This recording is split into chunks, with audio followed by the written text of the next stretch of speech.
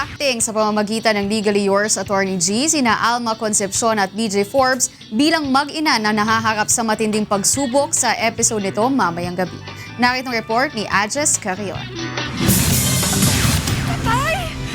May problema sa pag-iisip yung anak ko. Matagal mang nawala sa limelight ang beauty queen turned actress na si Alma Concepcion. Taglay pa rin ito ang kanyang talento sa pag-arte sa bagong episode ng Legally Yours Attorney G mamayang gabi.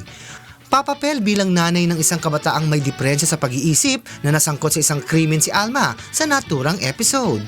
Yung paghugot ko galing sa pagiging mother, yan.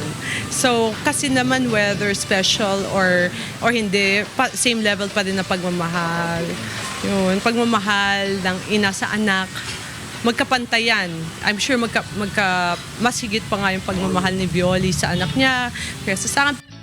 Sa pagbabalik telebisyon naman ng dating child star na si BJ Tolitz Forbes, challenging role agad ang natanggap nito dahil sa pagganap niya bilang isang kabataang kulang sa pag-iisip. Medyo challenging yung role kasi ngayon ko lang siya nagawa. So dito pa sa Legal Years kaya nakakatawa. Sina Alma at BJ ay parehong naging abala sa kanilang pag-aaral kaya iniwang pansamantala ang kanilang showbiz career. Ikinatuwa ng dalawa ang pagkakaroon ng ganitong format ng programa sa telebisyon sa kanilang pagbabalik acting. The more the merrier. Mas maraming trabaho mabibigay sa mga artista. Natuwa ako kasi matagal din akong nawala. Maganda kasi nagbibigay ng entertainment sa mga tao through the reenactment and the same time nakakatulong siya doon sa mga letter senders and doon sa viewers na rin para kumbaga malaman nila kung ano ba dapat gawin kung sakaling mapunta sila sa ganong klaseng sitwasyon.